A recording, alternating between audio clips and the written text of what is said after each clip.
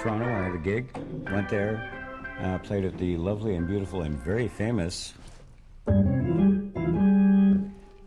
Zanzibar Tavern on Yonge Street. Meet me at the corner of Yonge and Foolish. Got an offer, so I quit school. I had a job to go to. Went there, played with that band, and then joined Franklin Shepherd and the Good Shepherds. And all we did was play Otis Redding, Wilson Pickett, Joe Tex, and stuff like that. Pain in my heart. Got totally involved in rhythm and blues organ playing.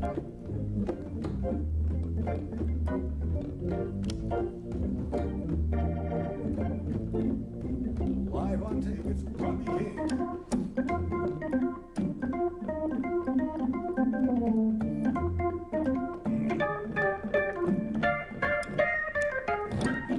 We moved out to Vancouver because we heard it was a big rhythm and blues town. So came here in 1966, September 1966. We all bought umbrellas because that was really cool. We saw the mountains, the ocean, decided to stay just because it's so beautiful. I never looked back. And we ended up playing in a place underneath what was then called the Retinal Circus, which is now called Celebrities on Davie, right. Davie and Burrard. There was a club downstairs in the basement called the Elegant Parlor, run by Tommy Chong and his mom and dad, and his brother, Stan, Tommy Chong of Cheech and Chong. And he was working with a band with Bobby Taylor, fabulous singer, to die for a singer.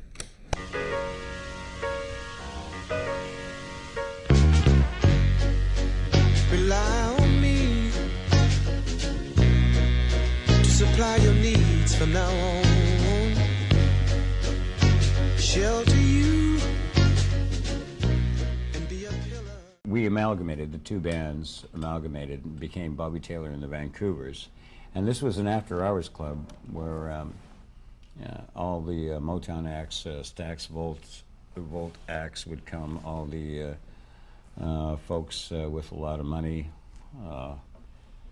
would drive up in their Cadillacs and their fedoras from Seattle, and etc. So it was the place to go when the Cave was happening here in Vancouver and all that. It was the after-hours club to be in. So I was in the band. Diana Ross came down, to mention only a few, and talked to Bobby and Tommy and got them a recording contract. So they flew us to Detroit. We recorded a couple albums for Bobby, called Bobby Taylor and the Vancouvers.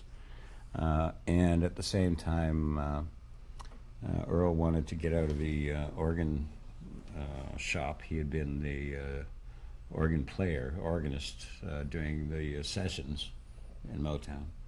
And they had heard me, you know, the white kid. I had hair so long I could sit on it. The consummate hippie.